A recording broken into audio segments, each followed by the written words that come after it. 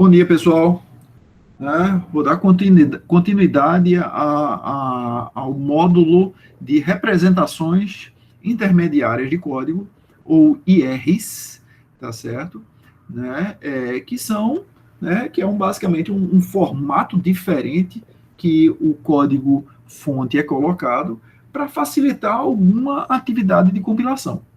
Então, tipicamente, ou as principais, as duas principais atividades de compilação é a otimização, você precisa colocar o código em um determinado formato para facilitar a otimização do código, e a geração do código. Depois que o código está otimizado, depois que otimizações, transformações no código foram feitas, levando em consideração alguma dimensão de otimização como eficiência no tempo, na memória, espaço, tá certo? Você vai colocar o código em um formato para facilitar a geração de código. Então é sobre isso que a gente vai falar hoje, tá? Então, essas IRs para geração, o foco principal é simplificar a tradução para o formato que a máquina compreende, entendeu? Então, a máquina, seja ela uma máquina virtual, pode ser, entendeu? Você pode estar gerando o código, digamos, para uma máquina virtual Java, por exemplo, certo? Nada impede, Então, você vai colocar o código naquele formato, ou num formato que facilite a tradução, para aquele formato, que talvez seja um formato mais detalhado, tá? Ou um formato realmente da máquina, tá certo? Um formato, realmente, do metal, que você quer traduzir. Então, digamos, você tem um conjunto de instruções, normalmente chamado de ISA, ISA, conjunto de instruções numa máquina MIPS ou numa máquina x86. Então, tem um conjunto específico de instruções naquela máquina, certo? Então, tipicamente, esses conjuntos de instruções dessas máquinas, do metal, nessa máquina física, são conjuntos de instruções baseados em registradores, que a gente vai ver daqui a pouco, certo? Mas uma máquina virtual não necessariamente usa registradores, ela pode usar um formato em pilha, que tipicamente é a alternativa para um formato em registradores, tá certo? Então, quando a gente fala nessas IRs para geração, frequentemente, a gente vai ter um conjunto menor, mais restrito de instruções, tá certo? Que essa tua máquina aceita, Digamos, a máquina virtual ou a máquina real, a máquina, certo? Não importa que seja virtual ou real, tá?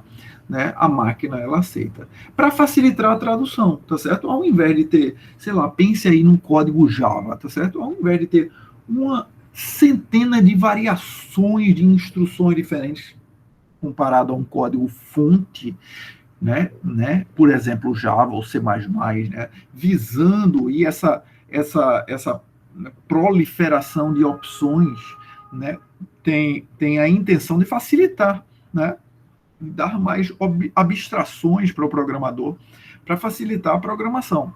Ao invés disso, aqui o foco é a gente limitar o número de instruções, porque vai facilitar a tradução, certo? Então, tipicamente, essas IRs têm um conjunto muito mais restrito de instruções, o que significa dizer, tá, que você vai traduzir uma instrução no código-fonte qualquer, para um número bem maior de instruções. Então, pensa aí, numa instrução Java, vai ser traduzido em várias instruções de máquina, entendeu? Isso faz sentido pensar dessa maneira. Afinal de contas, o código-fonte ele oferece abstrações, as simplificações do programa para o programador.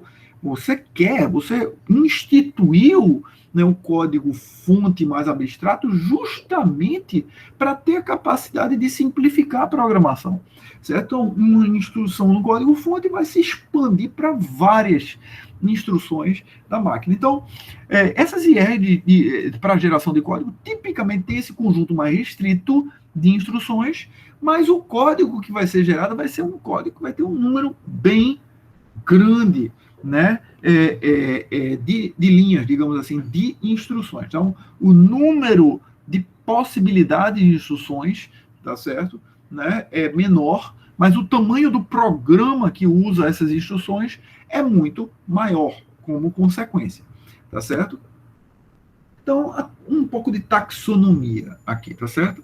Então, você pode dividir essas instruções em relação ao número de argumentos que cada instrução pode utilizar.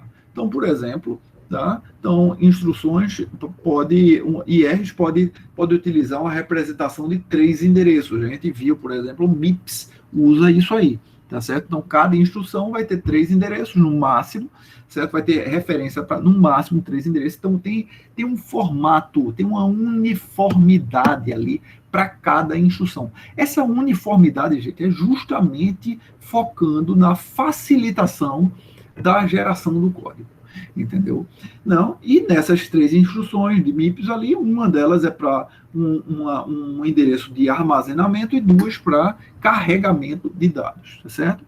Né? Uma outra maneira de se dividir, de se categorizar, é quanto ao acesso à memória, tá certo? Então você pode ter representações que são baseadas em pilha. Então, um exemplo é a JVM. Na máquina virtual do Android, por exemplo, era assim até pouco tempo, certo? Né? Me parece que houve uma mudança aí, né? Mas enfim, né? Um outro exemplo é a máquina, por exemplo, virtual do Ethereum, que é essa né, plataforma aí de blockchain, né? Não, imagino que vocês já tenham ouvido falar, né? O Ethereum é tanto um nome de uma criptomoeda super popular, não tanto como Bitcoin, mas é super popular, e tem uma plataforma por trás, né, de blockchain. Então, basicamente, isso talvez seja até mais interessante para vocês entenderem como uma plataforma distribuída, certo? De consenso distribuído, que visa atingir o consenso. Imagine, né, várias partes distribuídas geograficamente, né, que tentam atingir consenso sobre alguma coisa.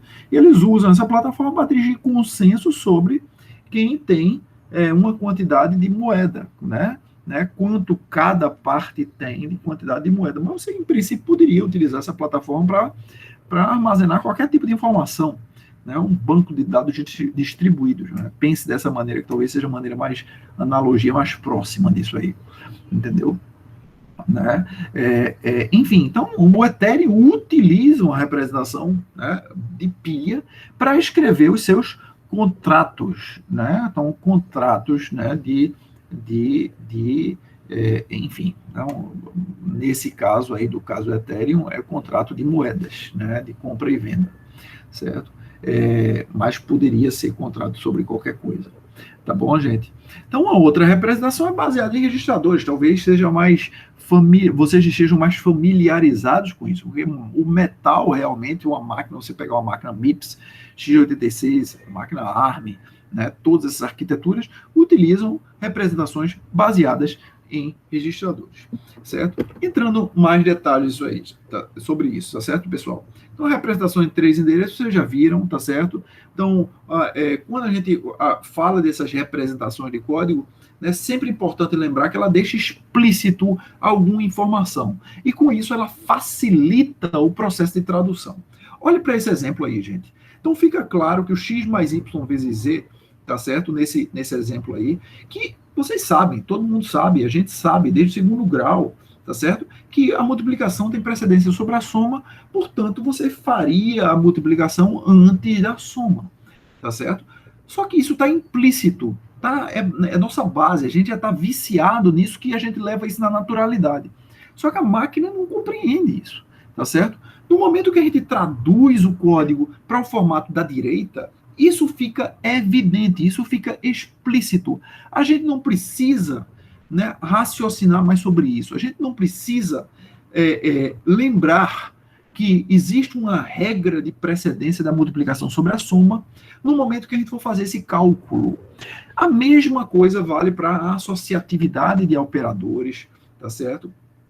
Né? Essas associatividades da esquerda para a direita, enfim, tá certo? Enfim, gente, no momento que a gente coloca, né,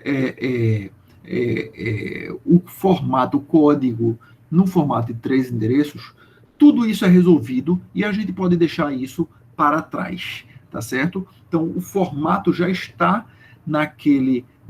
já leva aquilo em consideração. Então, precedência e associatividade são problemas que ficaram no passado. A gente não precisa mais se preocupar com isso. Essa característica, né, de deixar um problema no passado é algo inerente dessas representações intermediárias de código. Elas servem justamente para eliminar problemas, tá certo? Né, sobre a interpretação do código, entendeu? Então, veja, evidentemente, que isso aí, né, mostra a necessidade de você ter que decidir onde você vai armazenar esses valores temporários dos cálculos, certo? Você precisa ter algum local para armazenar o resultado da avaliação de y vezes z, certo? Para depois usar aquilo ali, né, para fazer a soma, certo? Então, variáveis temporárias precisam ser criadas para resolver aquilo ali, tá certo? Enfim, pessoal, um outro formato que é super comum, e aí a gente já está falando em formato realmente utilizado pela máquina, né, é um formato de pilha, certo? Aqui está um exemplo. Então, olha para a pilha da esquerda, você só vê números aí. Então, tipicamente, a pilha só vai ter, né, se estiver falando em máquina, né, valores escalares, né, como esses inteiros que estão aí na pilha, 27, 13 e 45. Então, o topo da pilha é SP para Stack Pointer, tá certo? Então, o topo da pilha é o primeiro registro, o 20, certo? E você executa uma operação de soma, que basicamente vai desempilhar os dois primeiros elementos, tá bom, gente? Né, o 27, né, e vai empilhar o resultado da soma. A operação add faz isso, digamos assim, instantaneamente. Então, isso é uma maneira alternativa, tá, gente? De se fazer, né, de se interpretar código. Né? Então, é uma maneira alternativa ao uso de registradores, que talvez seja, para vocês, o uso mais comum, tá certo? É o uso que realmente é visto em máquinas concretas, não virtuais, tá certo? Você pega uma máquina ARM x86, tá certo? Né, MIPS, você vai ver registradores. Então, aqui tem um desenho de registradores de uma máquina qualquer, tá certo? Uma máquina que tem 4 registradores, digamos, certo? E mostrando, né, para efeito de comparação, certo? Né, o efeito de uma operação add sobre, né, uma máquina que tem o estado como apresentado do lado esquerdo, tá certo? Os registradores dessa máquina armazenam 5, 30, 40 e 50, respectivamente, nos registradores R1 a R4, certo? Então, e depois disso aí você executa uma operação add.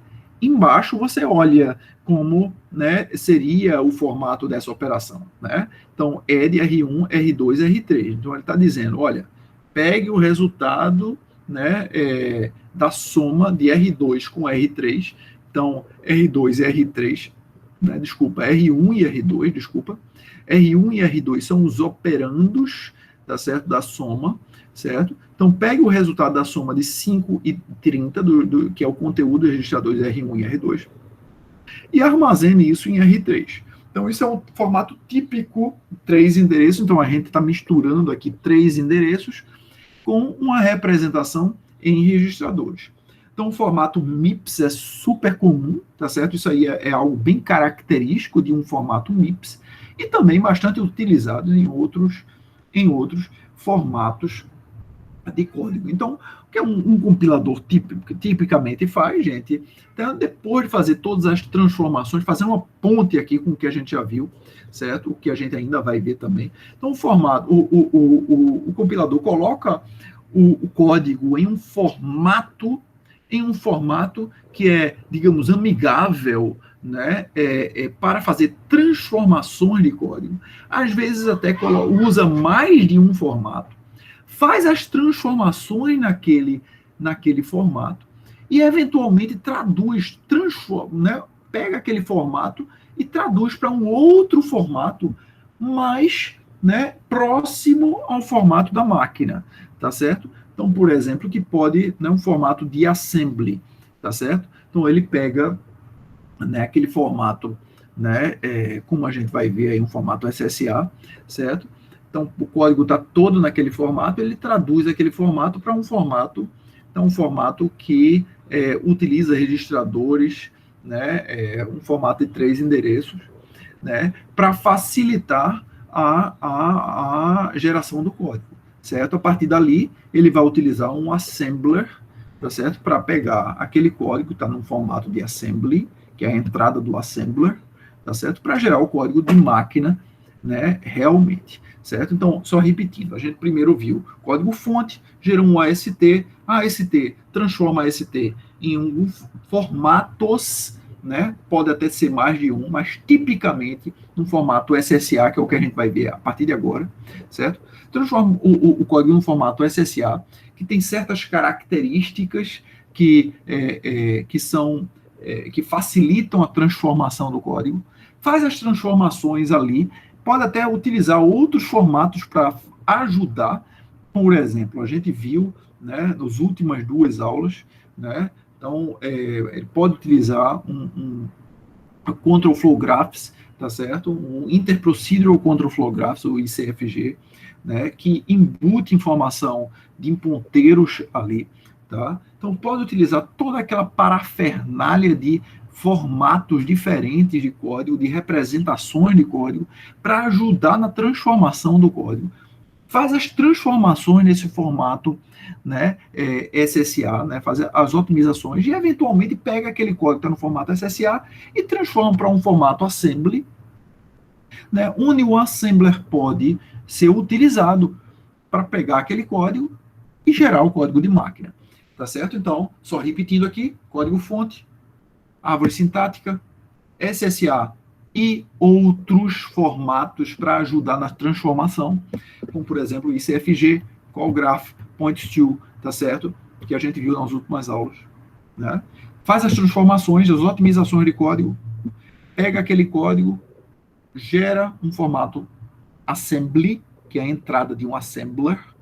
Então, o assembler está pronto, né? Não o compilador, a pessoa que escreve um compilador não escreve o assembler, tá certo? Então, o assembler já é utilizado de algum fabricante, certo? E gera o código de máquina a partir do assembler, tá certo? Então, o pipeline é basicamente esse, tá certo? Então, pilha ou registradores é uma controvérsia. Então, basicamente, em resumo, grande resumo, máquinas abstratas frequentemente usam um formato de registradores, de pilha, tá certo? Né? Enfim, não tem uma controvérsia aí o que é que vale mais a pena, né, utilizar. Então, o Android, por exemplo, utilizava um formato baseado em pilha e hoje em dia já é um formato baseado em registradores, né? Tem algumas vantagens aí no formato de pilha de portabilidade e tudo mais, tá certo? Mas não vale muito a pena a gente se aprofundar sobre isso. Há uma controvérsia muito grande, não faz sentido debater sobre opções, né, que não, assim, né, que são passíveis de interpretação, de avaliação contextualizada, né, de quais são as melhores opções para serem usadas. O fato é que a maioria das máquinas concretas usam realmente registradores por conta da eficiência, né, de acesso direto aos registradores. Tá bom? Então, alguns exemplos aqui, compilação Java, tá certo? Utiliza um formato baseado em pilha, né? Android, formato hoje em dia baseado em registradores, né? Esse formato .dex baseado em registradores, o .class baseado em pilha, tá certo? Enfim, gente. Então, a partir de agora, a gente vai falar sobre SSA, tá certo? SSA, né? Também conhecido como Static Single Assignment, tá? Então, é um IR extremamente popular dentro da comunidade de compiladores. Então, é utilizada tanto no compilador de GCC, como uma representação intermediária do GCC, como no LLVM, tá certo? Então, vocês podem ver outros casos aí de outros usos de SSA, mas é frequentemente utilizado como uma representação intermediária, na representação intermediária, né, de cada uma dessas infraestruturas de compilação. No caso do LLVM, há em representação intermediária chamada de LLVM-IR. Como curiosidade, eu sugiro que vocês olhem aí esse link. Vocês vão fazer uma atividade relacionada a isso, tá certo, gente? Para fazer a geração de código, vocês precisam colocar o código no formato LLVM-IR, tá certo? Que é esse formato aí. Isso vai ser uma das atividades de vocês. Vocês vão pegar o código de vocês e jogar nesse formato, tá certo? Que é um formato baseado em SSA, é um formato baseado também em 3 endereços, tá certo? Então, uma vez naquele formato, a infraestrutura de compilação do LLVM tem assemblers para gerar código direto para a máquina que você quiser, e provavelmente um x86 para MIPS, tá certo? Para ARM, tá certo? Então, tem geradores de código, né, para várias plataformas, tá certo? Então, a representação, a característica de SSA, né, mais forte, mais emblemática, é que ela torna explícita, gente, a relação, né, de definição e uso de uma variável, né, também chamada de dependência de dados. A gente vai falar sobre dependência de dados nas próximas aulas em mais detalhes, mas é importante que vocês tenham logo, tá, um exemplo prático disso, tá certo? Para deixar isso mais tangível para vocês, tá certo? Mas basicamente, gente, o que acontece aqui?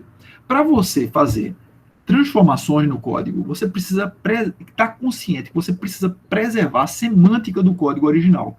Você não pode fazer transformações no código para deixar ele mais rápido, afinal de contas, eu poderia propor aqui a transformação de eliminar o código inteiro, o código responde praticamente instantâneo, então não tem melhor otimização que essa. Evidentemente que um invariante, que a regra para você fazer transformações para otimizar o código é que a semântica do código original seja preservada. Para você, né, preservar a semântica, você precisa preservar a relação de dependência de dados. É por isso que SSA é tão importante, porque ela deixa explícita a relação de dependência de dados no código. E dessa maneira, né, o compilador consegue fazer transformações que respeitem, que não quebrem essas dependências de dados que já existem no código original. Ele pode fazer qualquer coisa que ele quiser, desde que ele preserve a dependência de dados, porque fazendo isso, a hipótese, né, ele provavelmente vai, né, preservar a semântica do código original, tá certo? Então, facilita uma série de otimizações, como eu falei para vocês. Então, é tipicamente também baseado em 3 endereços. Então, aqui é o seguinte, gente, eu vou começar a mostrar, baseado em exemplos, o que é o SSA, certo? Então, do lado esquerdo tem um código original, então tem uma função foo, né, que faz um teste, né, se x maior que 10, se for ela incrementa, caso contrário ela atribui o valor x a 5, né, de 5 a x, desculpa, e no final o valor de x é impresso, tá certo, na saída padrão, certo? Então, olhe para o lado direito e me explique o que é que está acontecendo, gente. Então, tentem abrir o microfone aí, então dá 5 segundinhos para vocês, né, e vocês me dizem se vocês perceberam alguma característica, o que é que está acontecendo aí.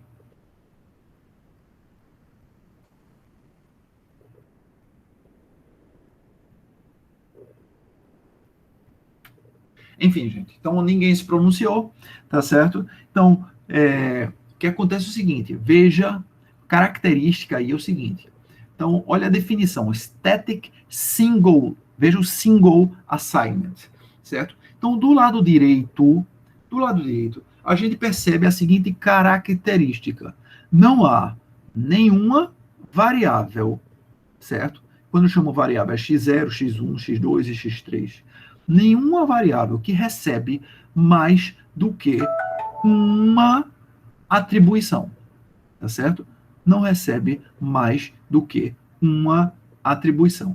Então, x0 recebe a atribuição, né, default, digamos assim, não vou chamar de default, mas, né, a atribuição trivial, atribuição natural, que é o seguinte, olha, para fazer uma chamada, você tem que passar um argumento. Portanto, haverá uma atribuição.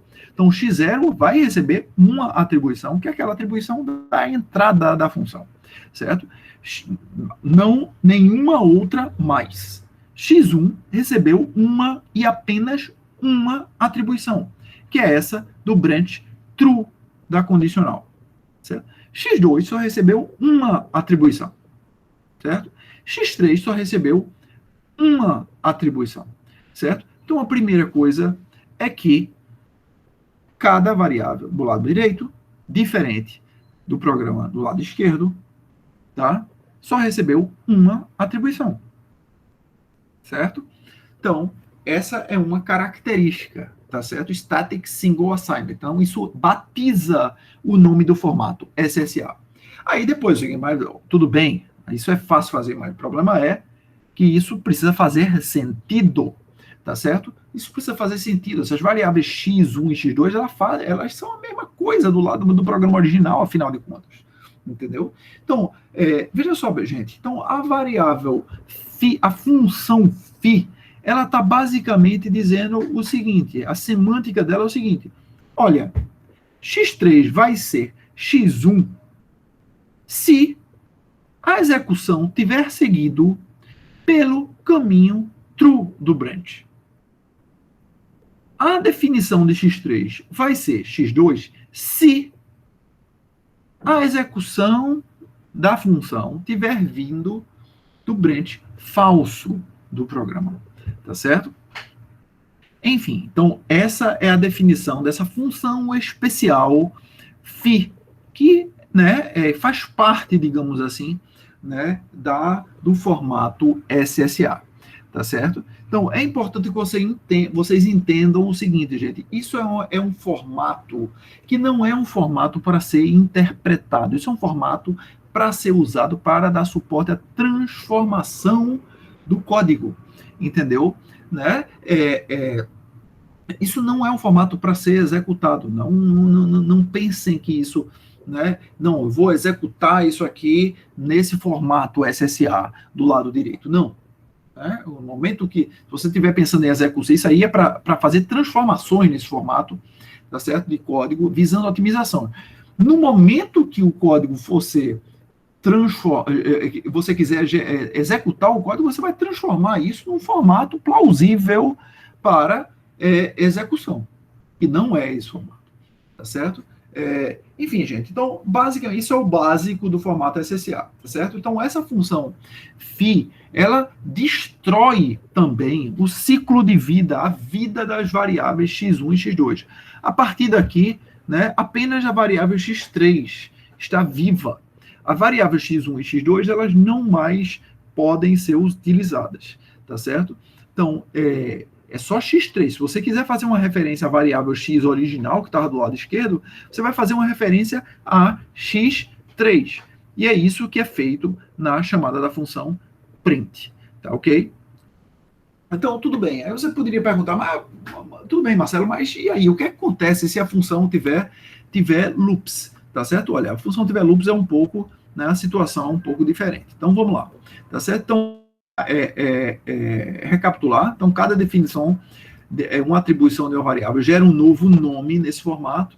Então, x0, ali tem uma atribuição, né, na entrada da função, gerou um x0, né, no branch x1, no outro branch x2, tá certo? E teve uma nova, tá certo? Uma nova variável para destruir, né, destruir aí a vida de x1 e x2, né, ou fazer a fusão né, dessas duas variáveis, também dado esse nome, né, fazer a fusão da vida dessas duas variáveis em uma única variável chamada x3, tá certo?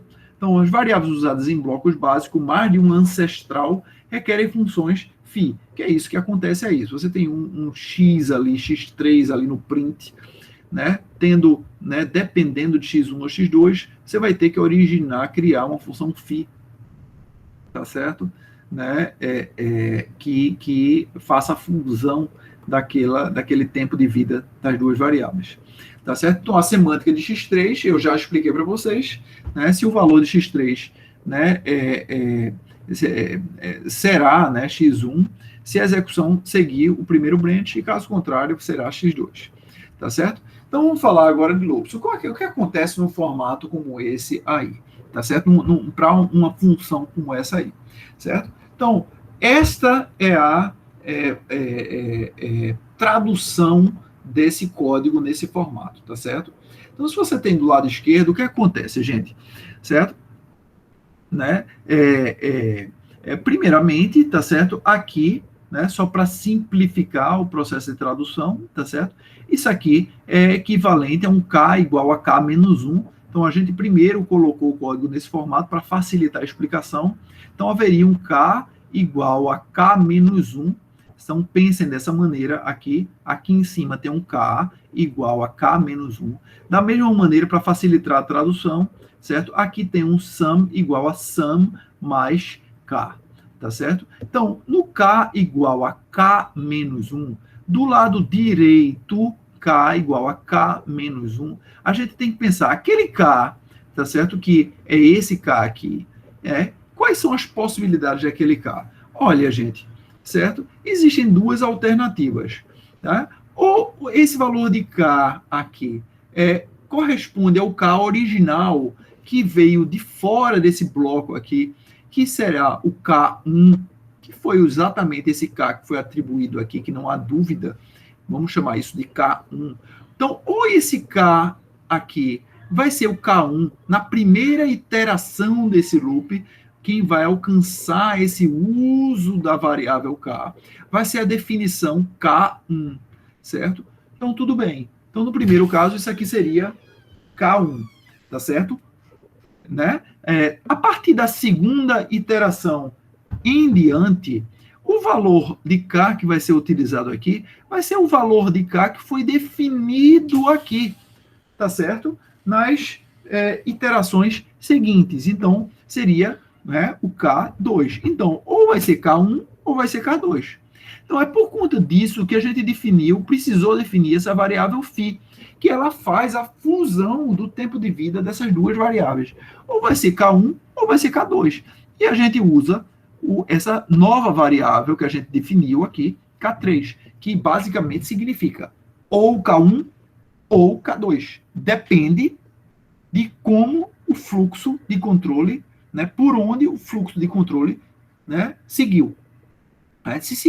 Se foi a primeira execução, será K1, a partir da segunda execução em diante, será K2, certo?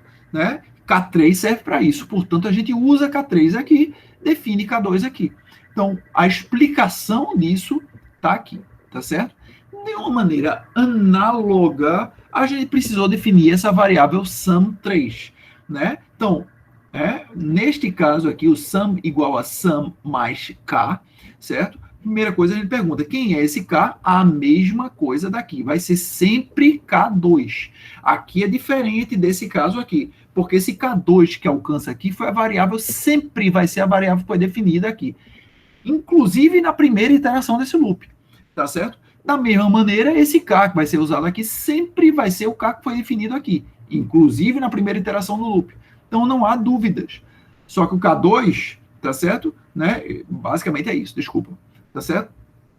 Então, a mesma coisa do K2 aqui. E esse sum aqui? Olha, não, o sum aqui é como esse K aqui, tá certo? Na primeira iteração vai ser o sum1, que veio, né, que foi definido aqui. Na primeira iteração do loop vai ser sum1. Sum3 aqui seria sum1. Então, eu poderia colocar sum1 aqui, só que só vai funcionar para a primeira iteração. Né? Na segunda iteração e diante, quem alcança essa ocorrência da variável sum aqui, quem alcança é essa definição aqui, gente. Tá certo? Porque você já atribuiu alguma coisa à variável nesse ponto e criou essa nova definição aqui. Quem alcança esse ponto aqui vai ser sum2, tá certo? Ou seja, isso aqui é ou sum1, se for a primeira iteração, ou sum2. Então, é por isso que a gente definiu aqui φ. Φ é sum1 ou sum2, tá certo? Então, pronto, gente, com isso a gente explica. E a outra pergunta que vocês poderiam fazer, mas Marcelo, mas isso está definido aqui em cima, né? Quem é que vai ser SAN2 aqui? Olha só, SAN2 é definido aqui embaixo, Marcelo. Como é que tu bota SAN2 aqui? Tá certo? E aqui? K2 só é definido aqui embaixo. Como é que tu bota K2 aqui? Isso não faz sentido para mim. Aí eu respondo para vocês, gente, o que eu falei agora há pouco. Lembrem-se que isto é um formato para tradução do código. Isso é um formato para, né, usado pelo compilador estaticamente. Isso não é um formato para interpretação. O que o compilador quer saber é de quem essa variável aqui depende. E ele consegue descobrir isso simplesmente olhando. Onde é que está SAM3? Olha, o formato SSA diz o seguinte: só há uma única definição para cada variável. Portanto, eu sei exatamente onde é que está a definição de SAM3, porque só existe uma, gente. Não existe mais do que uma atribuição a qualquer variável. A definição de SAM3 está aqui. E o compilador consegue perceber, opa, essa variável SAM3 depende, então, na verdade, de SAM1 e SAM2. Onde é que está SAM1 e SAM2? Olha, SAM1 está aqui e SAM2 está aqui. Portanto, ele consegue perceber essa dependência que existe de variáveis. Em outras palavras, ele consegue perceber, olha, seguinte fato, olhando para aqui para o lado esquerdo agora. Nesse comando aqui, sum mais igual a sum mais k aqui, ele consegue perceber que existe um uso de uma variável sum, que está escondido aqui por conta desse mais igual. Um uso de uma variável sum aqui, que depende ou dessa definição aqui, ou dessa definição. Como é que ele consegue saber isso aqui? Só olhando para cá, tá certo? Olha SAM3 aqui. Onde é que está SAM3? Está aqui. Né? Quem é SAM3? É SAM1 ou SAM2? Onde é que está SAM1? Está aqui. Onde é que está SAM2? Está aqui. Como é que eu posso fazer essa navegação? Porque cada variável só tem uma única definição. Tá claro, gente? Vocês compreenderam essa minha explicação? Isso é importante para que vocês compreendam o formato SSA, que é um formato utilizado no LLVM IR e no GCC, dá certo? IR, né? Super comum em compiladores, utilizado, né, um formato particularmente para fazer transformações, otimizações de código, precedendo a geração do código. Vocês compreenderam essa minha explicação do formato SSA, pessoal?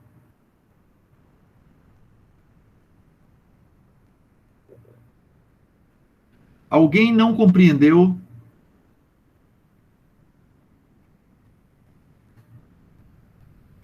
Alô, alô, alguém pode me dar um retorno aí, pessoal? Uma confirmação que vocês estão acompanhando. Opa, professor, ficou claro para mim. Alguém tem dúvidas? Acho que por enquanto não, professor. O professor está respondendo no chat também. Deixa eu dar uma olhada no chat, tá certo? Para mim tá bom, tá ok. Deixa eu ver se tem mais claro. Sim, compreendi, claríssimo. Para mim também, certo? Só mais uma vez eu reforço, tá certo, gente? Maior dúvida, né, dos alunos a maior dificuldade, né, dos alunos em relação a SSA é a insistência de acreditar, de achar que isso é um formato para interpretação, né, que as pessoas vão executar o código, né, do lado direito, desse código que vocês estão vendo aí do lado direito desse slide. Não, tá certo? Não pensem assim. Se você pensar assim, você vai se enrolar, porque realmente você vai ficar se questionando como é que eu leio isso aqui já que isso aqui não está definido nesse ponto, isso aqui não está definido nesse ponto. Então você se confunde, tá certo? Não pense que isso é um formato para interpretação, isso é um formato para transformação de código utilizado pelo compilador em tempo de compilação, certo? Formato estático que a gente diz, tá certo? Não é um formato para execução, tá certo? Formato, digamos, dinâmico, tá certo? Como um formato, né, que a gente coloca um formato de uma representação 3 endereços, um formato de registradores. Isso não é um formato como aquele ali utilizado por uma pela máquina concreta, tá certo? Esse é um formato que precede o período de transformação, formato para otimização e transformação do código, tá certo? Então, aqui tem um exercício, tá certo, gente? Então, eu sugiro fortemente que vocês, depois, quando esse vídeo tiver subir, quando eu subir esse vídeo para a nossa playlist, tá certo, do YouTube, vocês deem uma pausa, tá certo? E vejam a resolução desse exercício. Uma outra maneira de estudar isso aí é olhando provas anteriores, tá certo, na nossa página, tá certo, no nosso repositório, certo? Então, toda maioria, várias provas, é super comum eu colocar sempre um exercíciozinho, né, como este aí, né, onde o aluno precisaria, né, gerar um código como esse aqui. Então, basicamente, né, então, o aluno primeiro ele faz as simplificações necessárias para adicionar clareza, né? Então, aqui I igual a I mais 3, aqui I igual a I mais 1, tá certo? Primeiro ele quebra isso aqui, né? E depois começa a pensar nas transformações. Então, isso aqui é um exemplo muito parecido com aquele outro, né? Então, vamos pensar só nesse casinho aqui, só para ilustrar. Então, imagine que isso aqui é I igual a I mais 1. Então, na primeira iteração, nesse I aqui vem dessa definição do I, certo? E a partir da segunda iteração, isso aqui pode vir tanto dessa definição de I, como dessa definição de I. Olha que é uma situação um pouquinho diferente, né? Porque o I foi definido tanto aqui como aqui. Então, é possível que o I que você esteja lendo aqui não venha apenas desse I aqui, mas pode vir desse I ou desse I aqui. Então, isso precisa ficar evidente no código, certo? Então, deixa eu dar uma olhada aqui, vamos dar uma olhada aqui como é que isso aqui ficou. Então, I5 aqui, tá certo, gente?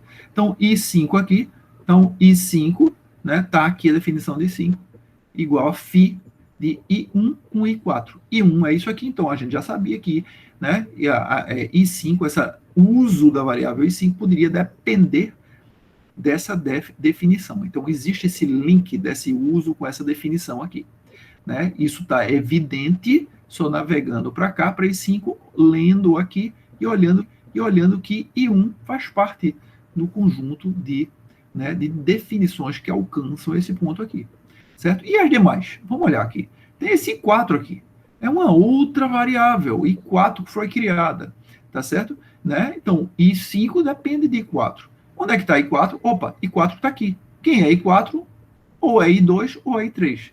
Em outras palavras, se você transitivamente navegar sobre I5, você vai ver que, olha, I5 depende das definições dessa definição e dessa definição. Como eu tinha falado já, né, só no olho, né, olhando para o exemplo anterior. Certo? Só que lá estava implícito e aqui está totalmente explícito, gente. A diferença é essa. O formato SSA deixa essas dependências explícitas. Basta você navegar nessas definições φ, né? E nas variáveis, nas definições associadas a cada uma das variáveis. Afinal de contas, só há uma definição associada a cada variável. Não há dúvida, se aparecer uma variável I5, só há uma definição para I5. Está na linha 2 ali. Se você falar de I1, é evidente, só há uma definição para I1, está na linha 1. I4, só há uma, está na penúltima linha. E assim, sucessivamente. Tá certo? E com isso, você consegue saber onde estão as dependências de dados para um determinado procedimento. Tá certo? Então, basicamente é isso sobre a aula de hoje. Se vocês quiserem ter uma prática, ver como isso funciona na prática, eu sugiro fortemente que vocês usem essa ferramenta SUT. A única coisa que vocês precisam é realmente baixar a ferramenta, instalar a ferramenta, pegar um código, por exemplo, um procedimento, uma função main qualquer Java, e simplesmente chamar, né, usar o SUT para traduzir o teu código no formato simple. É simplesmente uma chamada na linha de comando da ferramenta, do SUT, né? Tem uma opção da linha de comando que é --simple, alguma coisa assim, certo? Então, esse formato é SHIMPLE, certo? Ele vai pegar teu código e transformar teu código naquele formato.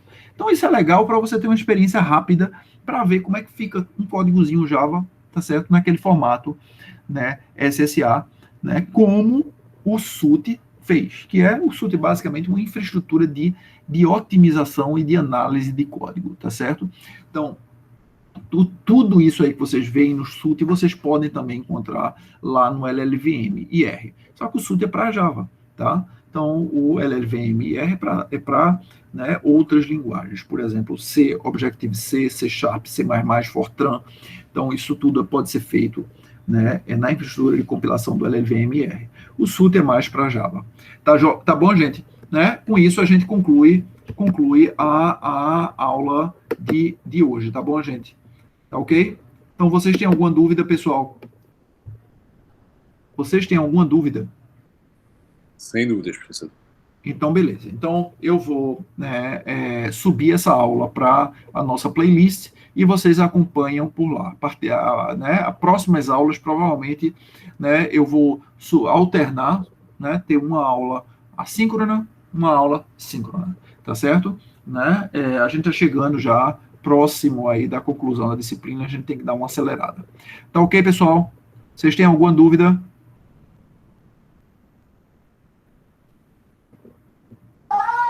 Beleza, então.